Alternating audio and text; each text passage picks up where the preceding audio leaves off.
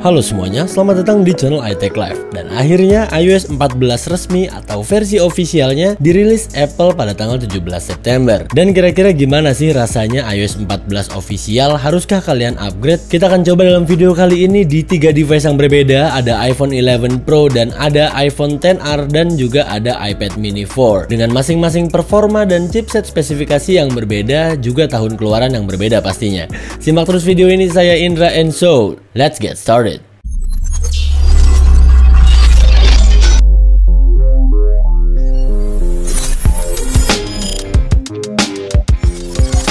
Oke, kalau kita flashback sedikit, iOS 14 beta 1 dirilis beberapa bulan lalu. Mungkin kalian bisa cek videonya di atas sini. Dan akhirnya saat ini dirilis yang versi ofisialnya. Jadi kemarin terakhir itu adalah iOS 14 version GM ya. Dan terakhir betanya itu di versi beta 8. Bisa dibilang GM itu adalah hampir 100% seperti official. Udah bisa dibilang official, malah hanya aja untuk developer dan untuk tester dulu. Nah, untuk teman-teman siapa aja sih yang bisa naik ke iOS 14? Untuk iPhone, dia serinya minimal adalah seri iPhone 6s atau 6s Plus atau juga iPhone SE yang punya chipset A8. Atau kalau untuk iPad mini, versi terendahnya adalah iPad mini 4. Ini pakai chipsetnya A8 juga dan tahun keluarannya tahun 2015.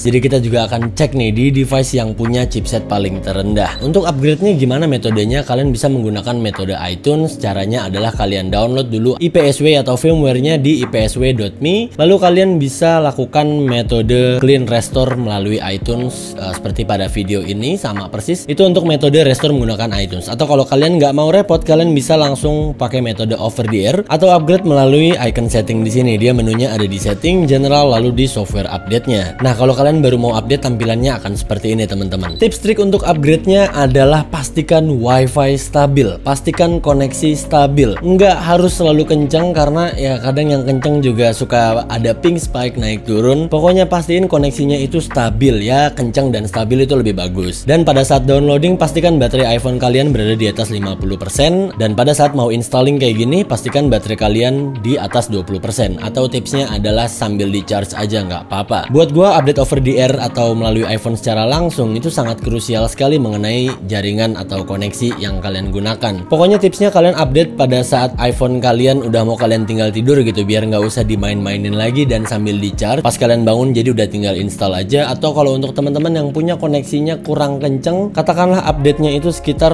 12 jam, 13 jam atau lebih mungkin, itu saran gue kalian mendingan cari koneksi yang lebih proper atau lebih stabil. Nah, kalau kalian emang pengen meminimalisir file korup atau dan sebagainya, lakukan restore via iTunes. Dan jangan lupa di backup dulu ya teman-teman, karena emang update yang via setting ini biasanya memang support resume, cuman ya gimana gitu, takutnya ada kenapa-kenapa nanti. Nah, untuk teman-teman yang kemarin tim pengikut iOS 14 beta user nih, pasukan beta, kalian tinggal langsung naik aja ke iOS 14 tanpa harus ribet-ribet karena pasti udah muncul di icon setting, lalu general dan software update. Nah, kalau misalnya kalian udah upgrade ke iOS 14 official, kalian tinggal hapus aja profile iOS 14 beta software yang ini. Kalian remove kayak gini dan masukin passcode dulu. Nah, kalau udah masukin passcode kayak gini, removing this profile will change setting on your iPad. Jadi kita remove aja, nanti dia akan minta reset kalau nggak salah. Ya, restart. Ini kita pilih aja restart. Nah, ini nggak apa-apa karena iPad ini udah gua upgrade ke iOS 14 official tadi langsung dari settingnya. Jadi kita tinggal naik aja, abis itu kita tinggal delete aja untuk profile betanya. Kenapa di delete? Karena kita udah nggak perlu lagi enterprise certificate untuk akses ke iOS 14 beta. Nah, buat yang belum tahu, di iOS 14 ini ada banyak sekali perbedaan, diantaranya ada widget. Jadi di home screen kalau kita tap icon kayak gini lalu kita tahan, dia bisa tambah widget di sini sesuai seperti yang apa yang kita inginkan. Dan ini udah 100% muncul semua ya. Gue inget di beta 1 nih masih kosong-kosong gitu, aneh gitu kan. Untuk kalian yang pakai Apple Music, kalian bisa tambahkan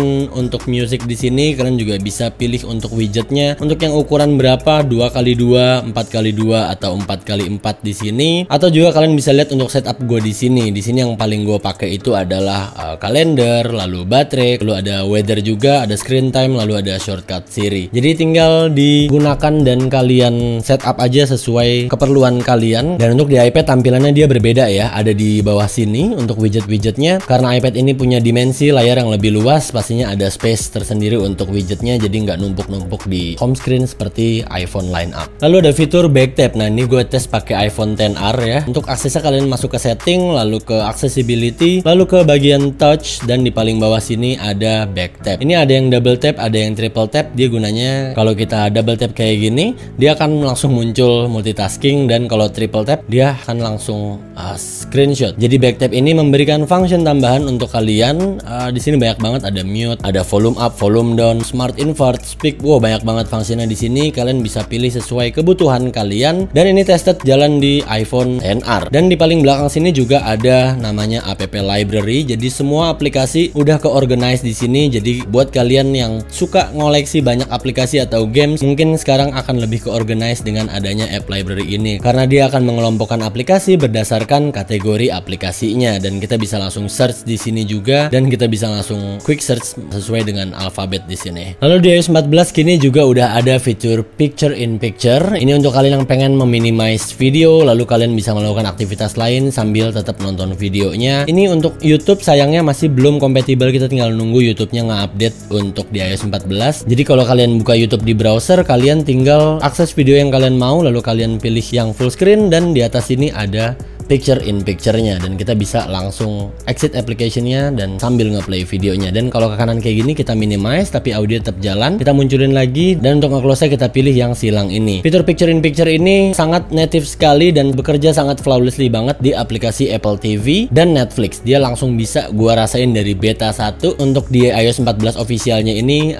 baru Apple TV dan Netflix aja, dan selebihnya kalian harus buka di browser Safari. Jadi untuk semua video yang kalian buka di Safari itu bisa langsung diakses picture in picture-nya. Nah, saat ini di meja gue ini adalah 3 device yang memiliki spesifikasi performa dan chipset yang berbeda serta tahun keluaran yang berbeda juga. Di tengah ini ada iPad mini 4 keluaran tahun 2015 dan menggunakan chipset A8. Bisa dibilang iPad 4 ini adalah setara dengan iPhone 6s yang sama-sama punya chipset A8. Kalau nggak salah gue udah pernah bikin videonya iPad mini 4 pakai iOS 14 beta di tahun 2020 ini. Dan iPad mini 4 ini punya RAM 2 GB. Tunjukkan. Ya, silahkan kalian tonton aja videonya buat yang penasaran. Dan di kiri gue ini udah ada iPhone XR dengan performa chipset A12 Bionic keluaran tahun 2018, dan ini yang paling baru ya. Ini 2019 iPhone 11 Pro dengan chipset A13 Bionic. Jujur dari performa user interface di home screen-nya di sini gue nggak terlalu ngerasain perbedaan dari chipset A13 dengan A12. Mungkin agak sedikit beda di chipset A8 karena ini 2015 ya. Ini 5 tahun lalu dan bisa dibilang ini setara dengan iPhone 6s. Dan tadi sore juga gue baru ketemu teman gue di cafe dan dia juga udah upgrade ke iOS 14 official dan device-nya adalah iPhone 6s Plus. Memang yang gue rasain itu tetap masih sangat flawlessly banget kayak iPad mini 4 ini ya, walaupun nggak sehalus si chipset A13 dan A12 ini, tapi at least ini masih bisa dibilang sangat-sangat reliable banget untuk digunakan sehari-hari atau untuk menunjang aktivitas kalian pada mobile smartphone kalian. Bisa dilihat untuk performa pada saat loading aplikasinya di sini juga halus banget. Kalian lihat animate pada saat buka tutup aplikasinya. Kalian bisa lihat di sini sebelumnya itu kalau spotlight search kayak gini dia agak sedikit nge-lag ya di iPad 4 ini waktu beta. Tapi sekarang nampaknya udah di fix bugnya dan ini udah halus sih kalau gue bilang. Tuh, lalu untuk buka Spotify responsif banget, nggak pakai patah-patah atau nge-lag. Lalu ke iMovie. Ya, untuk ukuran device yang 5 tahun